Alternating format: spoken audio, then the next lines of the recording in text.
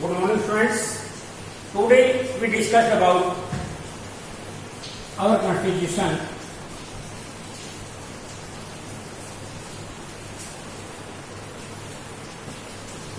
हमारा संविधान, ये जो भारत का संविधान है, इसके बारे में एक टॉपिक हम पहले कर चुके हैं कि भारत का संविधान कैसे काम कर रहा है या भारत का संविधान है क्या, what is constitution. Constitution is the supreme power. ये एक ऐसी सुप्रीम पावर है, एक ऐसी सर्वोच्च शक्ति है जिसके अकॉर्डिंग पूरे देश में कानून व्यवस्था चलाई जाती है, जिसके अकॉर्डिंग पूरा देश चलाया जाता है, उसको हम कॉन्स्टिट्यूशन बोलते हैं। और भारत के कॉन्स्टिट्यूशन को अगर हम एक रिटन फॉर्म की बात करते हैं, इसके इक्वल पूरे वर्ल्ड में कोई भी नहीं है। पूरे वर्ल्ड में सबसे बड़ा और सबसे लिखा हुआ संविधान हमारा इंडियन कॉन्स्टिट्यूशन। अगर यहां पर हम बात करते हैं भारत का संविधान कितना महान है, इसमें सबसे पहले हम बात करेंगे कि भारत का संविधान बना कैसे, कि भारत में चाहे प्रधानमंत्री है, चाहे राष्ट्रपति है, चाहे काउंसिल ऑफ मिनिस्टर्स है, चीफ जस्टिस है, CAG controller of auditor general है, यूपीएससी के मेंबर्स हैं, ये सारे जो पावर डिस्ट्रीब्यूशन है, ये पावर डिस्ट्रीब्यूशन की गई है अकॉर्डिंग टू आवर कॉन्स्टिट्यूशन। हमारे संविधान के अनुसार की गई है कि हमारे संविधान में व्यवस्था की गई है कि कैसे हम इनको बाइफरकेट करते हैं, कैसे हम छुट्टियां मतलब कार्यों का विभाजन करते हैं ताकि प्रत्येक व्यक्ति अपना काम करे और प्रॉपर तरीके से काम चल रहा है, किसी प्रकार का कोई डिस्टर्बेंस इसके बीच में नहीं है। तो ये सारे जो डिस्टर्बेंस ना होने का मेन रीजन हम हमारे कॉन्स्टिट्यूशन को देते हैं, हमारे संविधान को देते हैं, क्योंकि हमारा संविधान इतना स्ट्रांग है कि हमारे संविधान का कोई भी व्यक्ति या कोई दूसरा देश मुकाबला नहीं कर सकता। अब यहां पर हम बात कर रहे हैं कि हमारे संविधान तो लगातार काम कर रहा है और हमारे संविधान को बनाने की जो प्रोसेस है वो कैसे हुई।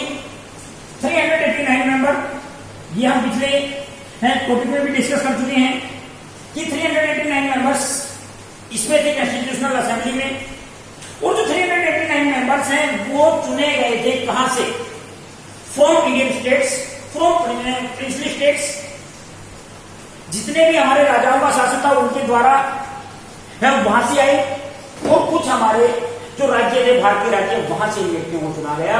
और यहां पर जो चुनने का काम हुआ, ये प्रोसेस थी जो हमारा इलेक्टोरल सिस्टम है उसके अकॉर्डिंग।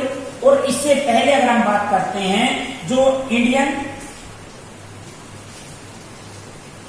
गवर्नमेंट एक्ट 1935 के अकॉर्डिंग हम काम कर रहे थे। इसके बाद संविधान बनाने का काम किया और 6 दिसंबर 1946 को ये काम सौंपा गया कॉन्स्टिट्यूशनल असेंबली को। कॉन्स्टिट्यूशनल असेंबली एस्टेब्लिश हुई 6 दिसंबर 1946। सचिदानंद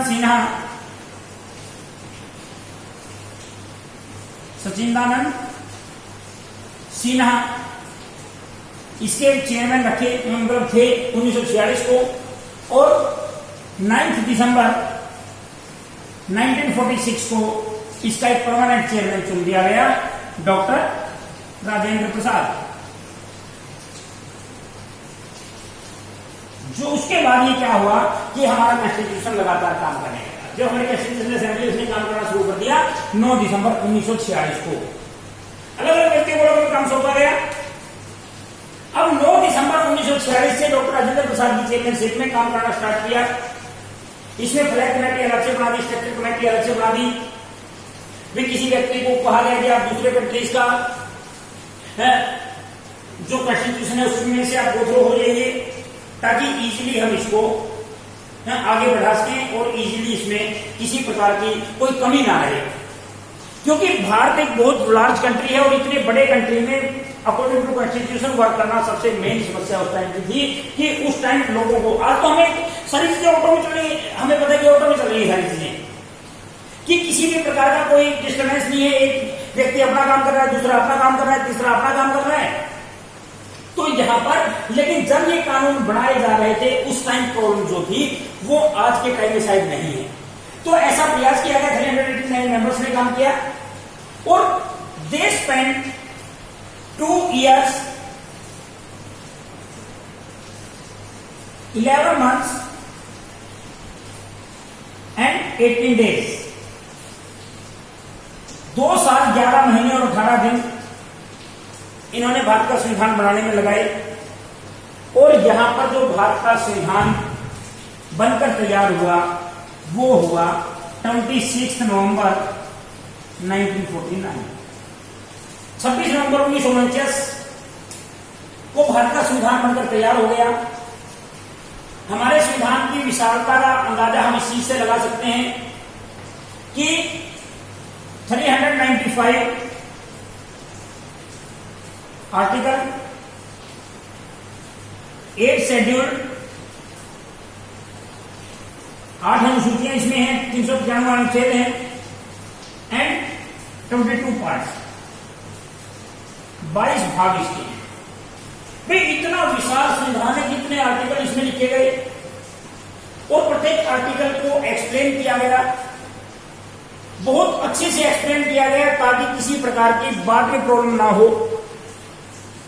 तो ये टाइम जो लगाया गया 2 साल 11 महीने और 18 दिन, इस टाइम के दौरान भारत ने फ्रांस का संविधान, भारत ने आयरलैंड का संविधान, इंग्लैंड का संविधान, अमेरिका का संविधान, जो उस टाइम काफी डेवलप्ड कंट्रीज थे, उन सभी कंट्रीज के तो पहले कॉन्स्टिट्यूशन से गो थ्रू हुए। उसके बाद जो जो चीजें इनको अच्छी लगी, चाहे वो फंडामेंटल राइट्स की बात आती है, हमारी मॉरल ड्यूटीज की बात आती है, जो हमारे डायरेक्टिव प्रिंसिपल्स हैं उनकी बात आती है, हमारे जुडिशरी सिस्टम है, हमारा एग्जीक्यूटिव सिस्टम है, हमारा लेजिस्लेटिव सिस्टम है, ये सारी चीजें हमने पहले दूसरे संविधानों से सीखी और उसके बाद उन सारी चीजों को जो उनमें से बेस्ट लगी उन चीजों को हमने अपने कॉन्स्टिट्यूशन में अडॉप्ट कर लिया। तो यही हमारे संविधान की मेन फीचर है कि हमारा संविधान, मतलब कई बार क्वेश्चन आ जाता है main features of Indian constitution, it's a large scale, ये बहुत ही बड़े स्तर का है, बहुत लार्ज स्केल पर हमारा कॉन्स्टिट्यूशन बनाया गया। उसका एग्जाम्पल है 395 अनुच्छेद इसमें है, 8 अनुसूचियां इसमें है, 22 भाग इसके हैं। इसके अलावा अगर हम बात करते हैं, our constitution is a combination of hard and soft power. ये राज्य जो मतलब कठोर और जो लचीली शक्तियां हैं उनका मिश्रण है कि इसको हम अकॉर्डिंग टू अवर सेल्फ हम इसमें इजीली अमेंडमेंट कर सकते हैं।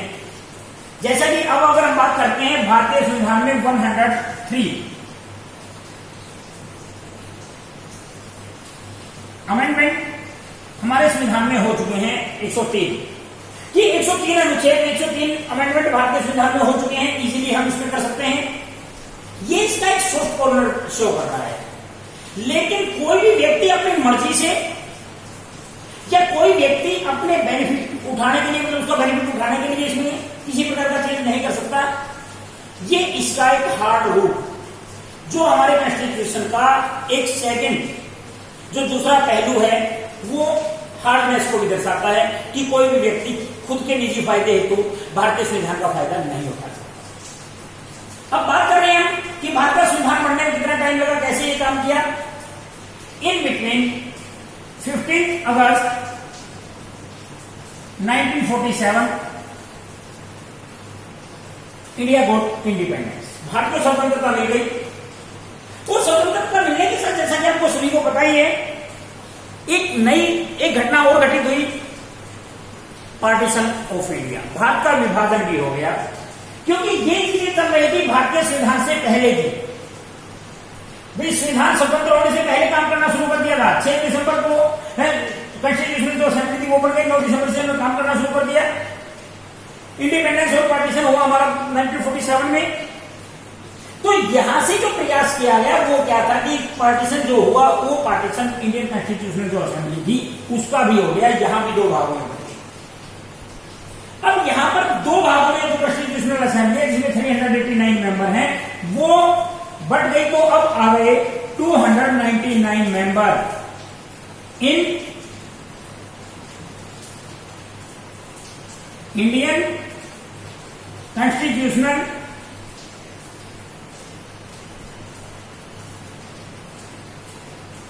Constitutional assembly. क्वेश्चन यहां पे दो आते हैं। जो कॉन्स्टिट्यूशनल असेंबली उसमें मेंबर 389 थे। जो इंडियन कॉन्स्टिट्यूशनल असेंबली हुई जो भारत में आफ्टर पार्टीशन, भारत का विभाजन होने के बाद 15 अगस्त 1947 के बाद जो इंडियन कॉन्स्टिट्यूशनल असेंबली थी उसमें मेंबर थे 299। क्योंकि पार्टीशन इसका भी हो गया, अब विभाजन इसका हुआ, 299 जो मेंबर थे इन्होंने भारत का संविधान बनाने का काम। तो यहां पर हमारा संविधान कैसे काम कर रहा है, या इसमें हम बात करते हैं कि यहां पर फंडामेंटल राइट्स भी हमारे हैं, साथ में फंडामेंटल राइट्स के साथ फंडामेंटल कुछ ड्यूटीज भी हमारी हैं, कुछ हमारे मौलिक कर्तव्य बनते हैं, कुछ डायरेक्टिव प्रिंसिपल्स आते हैं जो नीति निर्देशक सिद्धांत हैं, जो हमें कुछ काम करने से रोकते हैं, कुछ काम करने की हमें मतलब छूट हमें दे देते हैं। तो ये सारी चीजें, these all things are the main features of Indian constitution. ये हमारे संविधान की कुछ मुख्य विशेषताएं हैं। इसके अलावा भी अगर हम बात करते हैं, ये हार्डनेस और सॉफ्टनेस का एक बेटर कॉम्बिनेशन हमारा संविधान है। या इसके अलावा अगर इसमें हम बात करते हैं कि भारत के डेवलपमेंट में इंपॉर्टेंट रोल हमारी इंडियन कॉन्स्टिट्यूशन ने प्ले किया है। तो इसके बाद नेक्स्ट टॉपिक में, नेक्स्ट जो वीडियोज है उसमें हम इसके बारे में डिस्कस करेंगे। तब तक के लिए इतना ही। Thank you and have a nice day.